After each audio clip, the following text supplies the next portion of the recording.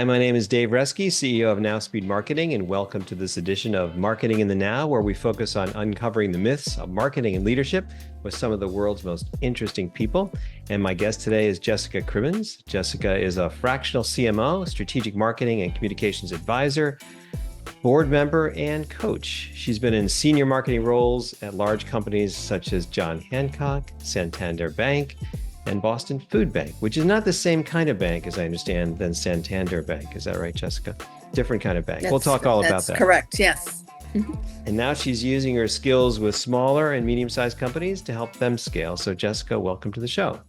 Thank you. Thanks for having me. Yes, glad to have you here. And yes, Santander Bank and Boston Food Bank are very different kind of banks, aren't they?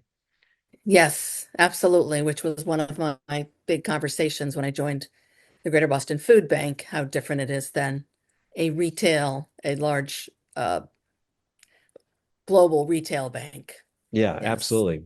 Well, as you know, I like to cover interesting marketing issues on this show, and one of the issues that you and I were talking about was the idea of global branding and global branding at scale, because some of the work that you did at Santander and others. And I'm just fascinated by the effort, the strategy, the tactics that you used in making that happen. So I'd love it if you could share some of that with our listeners and just help us understand what that, first of all, what does it mean to do global branding at scale? What does that mean? How is that very different than what many small or mid-sized companies think about when they think about branding? So rebranding a local bank, which was a local bank called Sovereign Bank, to Santander was a kind of a once in a career project that I left. I worked for a large insurance company for 20 years. And then, as you mentioned, which was MetLife, and then worked for John Hancock. And while at John Hancock, I got asked to and recruited to Santander to to work on a small team which was doing their rebrand from Sovereign to Santander. And the small team, we didn't just get to do the rebrand, we all had functional roles within the marketing and communications arena, but also were responsible for executing the rebrand, which was approximately about an 18-month to 2-year project. Um, and I guess, I mean, there was so many elements to it. Probably some of the big ones, the big takeaways that people might not think of, because when you're doing a brand refresh or a rebrand for a smaller company, I think people think of the obvious things that people see from the outside that are redone. But for a rebrand of that size, Santander had bought Sovereign about 4 years before they decided to rebrand it, because they really choose to get the bank financially upright and in the place that they want it to be, and then they execute on the rebrand. So we took all of the direction from the corporate offices in Madrid, but had the team on the ground in the United States in Boston to execute and to work through kind of all of the elements. And it really is from the inside out, meaning there's so much that has to be done internally with systems, with so many departments within the company, um, with the team members. And that is one of my biggest takeaways that I probably learned all along the process, is getting buy-in from employees slash team members was key. So when we chose the agency of record to work with us, we had three that we chose as the finalists, but that we then went to an event space, a big movie theater, and we let each of the agency of record uh, applicants, if you will, we let each of them do their presentation for a couple of hundred team members, and then they all had an electronic voting button, and they were able to choose which they thought should be our agency of record based on the presentation that they did and the questions that came, from the audience to the teams that came to present. Wow. We So that also go ahead. I'm I was going sorry. to say that gives a whole new meaning to the idea of a dog and pony show Yes, for the agency, right? Yeah, but I'm yes, sure that was a big project. absolutely. And choosing your strategic partner on that was probably very important because if that had gone badly, it would have made your life difficult, right? So going through that, Yes. there's so many aspects of this we could talk about, but just choosing the right partner and the right agency partner was probably pivotal in this process. And it was so important to the leadership team, which at the time, again, I thought was genius, that they have the buy-in of several hundred team members. So it wasn't just, five people around a table deciding this is who we're going to go with because I worked with them before. Or it was definitely a vote by all of those team members who really then felt like they had some skin in the game relative to being supportive of the rebrand. Because most of the team members that were in Boston a lot of them were sovereign team members. Some were coming from other banks, but a lot of them were sovereign team members. So having them feel really good about the brand and be able to talk about it, and when they're out and about in their social circles, that they're able to tell the story was really important to the project. Yeah. So how when we think about global rebranding of a bank, you have so many elements. You have the physical rebranding, right? The physical pieces of paper at the bank have to be rebranded, right? The signage, everything. Then there's all the electronic elements, right? So, it sounds like a massive project plan to do this. But is this, you know, from the outside, or should people just say, "Oh, what are you doing? You're just slapping a new logo on this. It should be a piece of cake," right? So it's more complicated than that, right? Yes, well, with 700 retail outlets across, from north of Boston to Philadelphia and New York, and all of those offices, all of those team members, the uniforms, the paper, the applications, the every piece of paper that a bank, of course, a retail bank uses, in addition to everything that the home office and the corporate office uses to manage 700 retail banks. It all, like the timing of it all, talk about timing when you're trying to even just pull a dinner party together, the timing of all of that to make sure that it culminates to like the day of the rebrand. It was incredible. So the paperwork, the brands, the colors, which we used exactly what the corporate office in Madrid wanted. So Santander buys banks, they have banks in 10 major countries around the world, but what they do is buy banks, wait until they get them financially upright, and then they rebrand them, but they don't rebrand them with a local name. They rebrand them to Santander, and they were very just use their brand guidelines, brand colors, everything had to be done exactly, in with the Santander brand in mind. And that the paper piece doesn't even touch upon, as you mentioned, the signage, electronic, the digital signage, the signs outside, the way that each retail office looked, because it was much more modern and clean, and not even clean, but kind of just a very much more modern look than Sovereign Bank.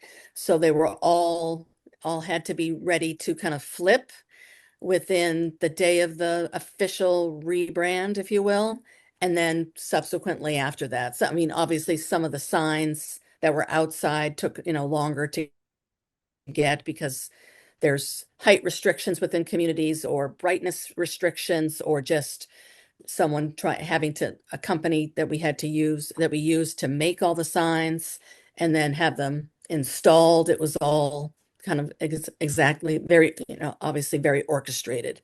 And we did work with a PMO office within the bank. There was probably two or three people that specifically just worked on the rebrand, and the thousands and thousands of tactics that went into kind of everything coming to kind of the culmination of the rebrand. Wow. So what an incredible project. So it strikes me that, dozens and dozens of people have to be involved, and there's a lot of expense involved. What were some of the big lessons that you learned through that process? Um, some of the other big lessons were the important sponsorships and the important outreach into the communities that we did. So during the process of doing the rebrand, Hurricane Sandy happened. So we were, and obviously they're in our network. And a lot of our network was hard hit. So Santander really put the boots on the ground to go into New York, Staten Island, Philadelphia to help with the aftermath of Hurricane Sandy. We then did we did we were at the New York Stock Exchange, and we were on the podium at the New York Stock Exchange, rang the bell, and we had the head of the Red Cross with us, as well as one of our F1 sponsor drivers, kind of to show kind of the unity of how we were there, how the bank was there during a really awful time for many, many, many people during Hurricane Sandy. Hmm. The other sponsorships we did were a big football sponsorship in Philadelphia, soccer in New England Revolution. We did the sponsorship for the Goya exhibit. I don't know if you Mhm. recall, the Mhm. MFA did the Goya exhibit, which was an install of Spanish paintings that came from all over the world again to the MFA. So that was quite amazing, just like the couple of months that it was in the install, the speaking engagements that we were able to do, the people we were able to bring through to see and to experience the brand through that sponsorship. We did a big sponsorship for the Mass General Cancer Center and for the researchers that do work. And so we were able to give grants to people doing cancer research and then able to bring them together to tell their story of how the grants help them with to further their cancer research. So we have a really great relationship with them. And then the Boston Symphony. For people with the love of music, we were also there and did quite a few events at the Boston Symphony. And then a global sponsorship, which we plugged into when we could, was the F1, which is a big Santander sponsorship, Formula One racing. Wow. And those were like the high level sponsorships of which those were all spinning. So when I say from the inside out, so the team members were critically important and communicating to them. We redid the intranet in the bank, which I was responsible for. We completely, we had people who never looked at the intranet. And then we had a CEO who said, I don't want emails going out to everyone every 5 minutes. I want everything, all content for team members to go on the intranet. So we Hmm. were able to change the culture to people opening up their computers in the morning and the intranet opened when they open their computers.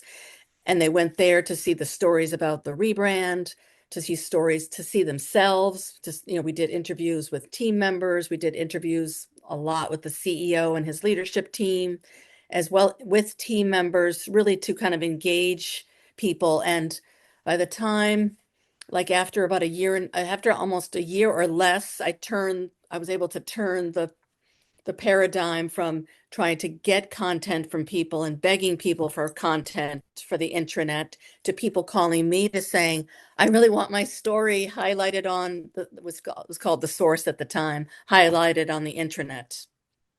So from the internal, then we did the sponsorships. We also did a huge activation in front of Copley Square, where we had a Goya paint by numbers, if you will, one of the Goya paintings, Hmm. and people could come by and people did and engage with the painting by taking a marker or crayons or whatever we had at the time, markers, I think, and fill in some of the painting. So that again, finding it's multiple ways to get to people in addition to the fun part of teaching people how to say Santander, because as you know, with any brand, the brand, I in my opinion, a brand's a lot of their success comes from people feeling good about the product, about what they do, the values, but also being able to just say Santander. So we also did a great like advertising around saying Santander because we saw through research, through customer research, that people were like, well, I don't know if it's Santander or it was like all over the map, but it became funny and it became fun for people to actually, and they would say, oh my gosh, that's how you say it. I love it. And now Santander is seen all over, all over again, from north of Boston down to Philadelphia. And there's, many years later, several years later, there's no more kind of mystique around how to say Santander, or people just kind of have adopted Santander, and sovereign is no longer, yeah, people aren't, you know, I guess people aren't, the mystique isn't there about how to say Santander. And the Right. other piece, which is critically important, which I would have to mention as a marketing person, is the absolute importance of retaining customers during this time and acquiring some, but retaining so important because Sovereign was such a steeped brand in the whole footprint from that they had across the 700 offices. It was really important to make sure that we get to customers and try to and work to retain the customer base even before we go to acquisition, because people were so many years with Sovereign Bank Yeah. from and people of all ages. It didn't matter. So many challenges. And I think I mentioned to you, we were a Sovereign Bank customer and we Oh became yeah, a Santander Bank customer, and we're still a Santander Bank. and that which is So, great. We yeah, retained you. That's great news. exactly. So I Yes. experienced that whole transition through the process. But fascinating that you were thinking about it so many levels, down to the individual levels, individual people and telling their stories, which is fascinating, getting that content out, to the physical problem or the challenge of changing stationery and branding and signage and all of that. The production elements of that must have been complex. To then the sponsorships to get the word out. I think it's kind of it's amazing, this idea of branding at scale. You're tackling it on so many levels So simultaneously. many verticals. Yes. Yeah, fascinating. I have to ask you, was advertising part of that, or did you get the word out really through the physical branches and through the sponsorships? Did you do paid ads as well? We did some paid ads, but it came a little on the later side when we had, say, when we did like the official rebrand day, if you will, was in New York, where we took over a good part of Lincoln Center in Hmm. New York City in Columbus Circle. And we had the fountain in red. We had an F1 car there. We had the movers and shakers of New York, finance and banking and insurance, there with our chairman. Um, and we did a huge party again to, or party and, or just a get together to really kind of say, this is the day that we're, doing the rebrand. Um, we also did an event the same morning because this was another element of the bit of the rebrand, was we had a lot of, the chairman had many relationships with the heads of universities all over the country. So he brought heads of university to New York because it was very important to get, we had a whole program within Santander to support the students at Hmm. each of the universities, because all the students had their ID card, and the ID card allowed them to get into buildings, but also use it at the where they got their breakfast, lunch, and dinner. So that also was branded Santander. Hmm. So there was a whole element of the university piece that was another whole vertical. Um, and then we did the kind of the ultimate, the money shot, if you will, which was the mayor of New York and the chairman of Santander kind of clicking the button and having the sign from Sovereign to Santander, like for photo, photographic purposes go up. And then we had video like all across the network going so that people could see. So the team members that I'll be, we can't bring everyone to New York, but the team members could see on their computers what was happening in Philadelphia, what was happening in Boston, what was happening in all over the network on the day that the actual signs changed. And then from New York, it came back to Boston. We did a takeover of the duck boats, and we invited children from the Boston Public Schools to all get free rides on the duck boats for the day. Mm. So that we did that in addition to a takeover of the hatch shell in front of the green in front of the hatch shell, and did again invited neighbors, people from corporate to come and just enjoy a day it was a June day on the grass on the hatch shell with a little, band, and just to kind of finish it up again in Boston. Yeah. Amazing the complexity and the It, thoughtfulness and the thoroughness with which you did this. Was there any effort to measure, or how did you think about success in this project? Was it really about physically getting everything changed at a certain time, executing the events? Was it all about execution? Was there any measurement of customers' response or anything afterwards? Or do we measure success in a rebranding project like that by we got it done, which is a Herculean effort it was by probably a itself? combination. We got it done, but even though it was, say, done on the the date, um, there was so much that happened post, in order to do like then new campaign acquisition campaigns, retention campaigns, Mm. to make sure everything's working properly.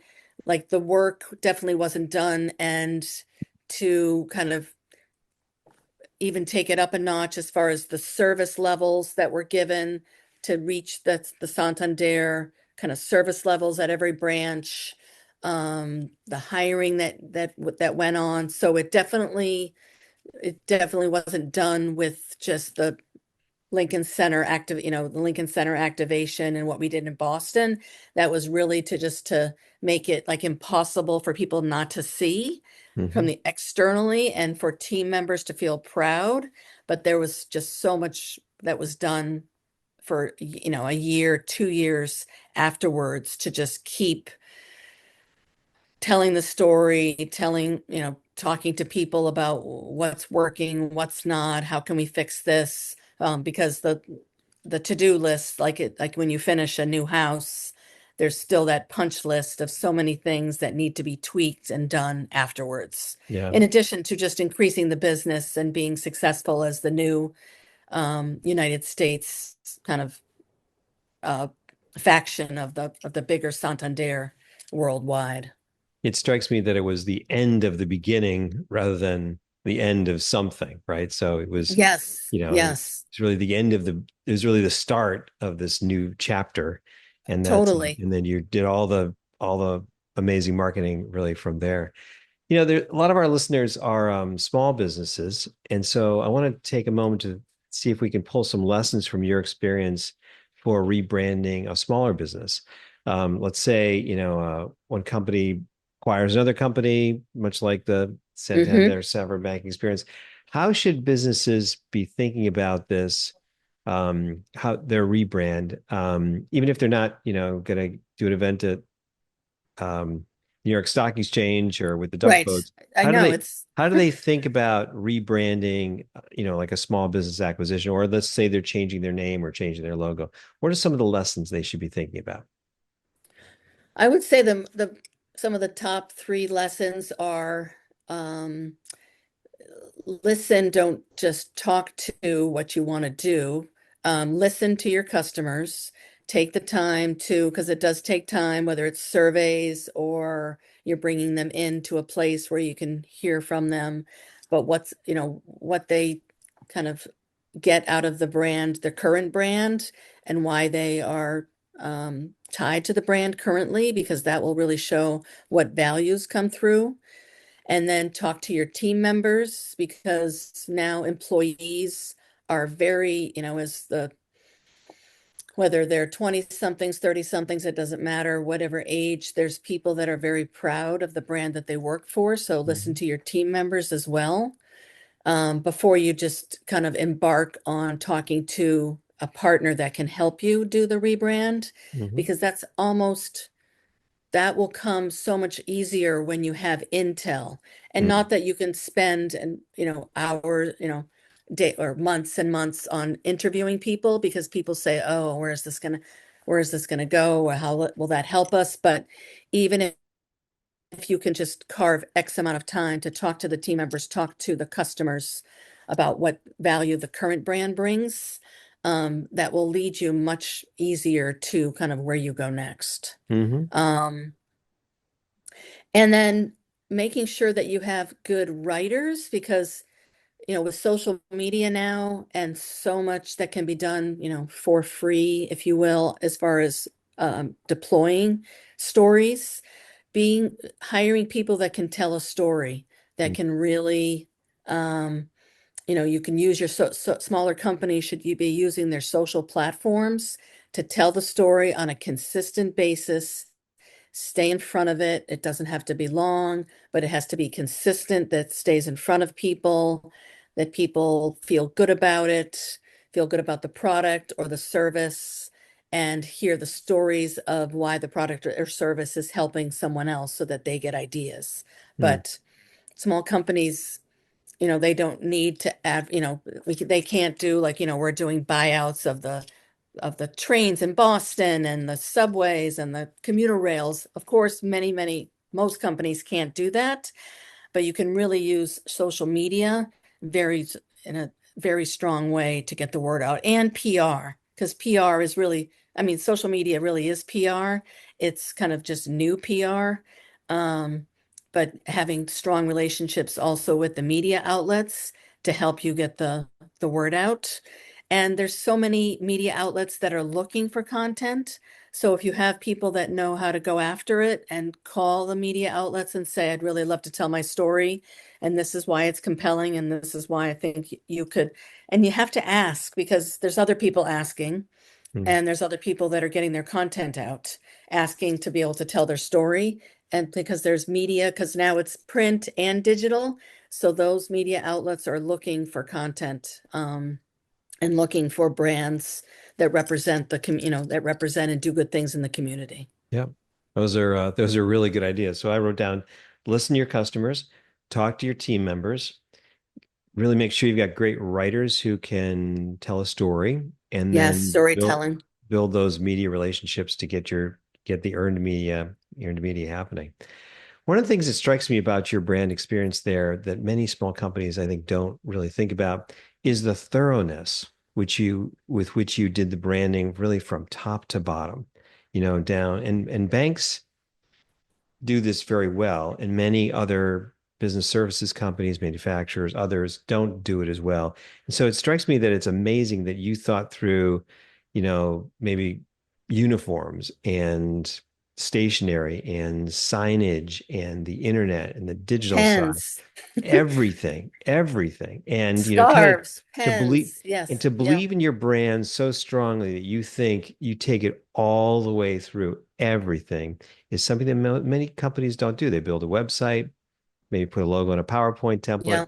and they just leave it at that. So that's powerful, and then that becomes an anchor for who you are. It differentiates you, and it's an asset forever, right? Everything you invested in that is going to carry out in people's mind forever, Absolutely. right? Yeah. It builds a culture that both customers and employees feel proud of, and that they know what to follow and why they're following it. And the culture piece, again, shouldn't be underestimated when you're redoing a brand refresh or a rebrand. Um, Kind of how it fits with your culture and what you want your culture to be is very important. Again, from recruiting people to retaining people. People care about the culture and what kind of company they're working for. And taking the brand all the way to the people and having and essentially you're making everybody a brand ambassador for you instead of just a Yes. few. All your employees believe it and they're carrying that out into the community. That's super powerful. Yeah, so Wow. that was another fun event that went out of my mind. We went to Gillette Stadium, again, brought as many team members as possible, and people were invited. Pele was there and spoke at Gillette in a separate room, and then we went down onto the fields, and people got to mix and mingle, and then sat in the stands and took a group shot. It was just that was another um, big again activation to pull in the team members and to make people kind of feel very proud and tied to all of the elements of all the sponsorships, in addition to Santander and what it represents. Yeah. Well, very, very powerful story, Jessica. Thank you for sharing all that. Global branding at You're welcome. scale. It strikes me that it's very different because it's much more expensive and much more complicated than other types of branding that smaller and mid-sized companies might do. But all of the lessons really apply. And so that's you did an amazing job, and thank you for sharing all that. If people want to connect with you and learn more about your work now as a fractional CMO and other consulting work that you're doing, what's the best way for them to reach out to you? Probably the best way is through LinkedIn. I'm looking at LinkedIn daily, a couple times a day.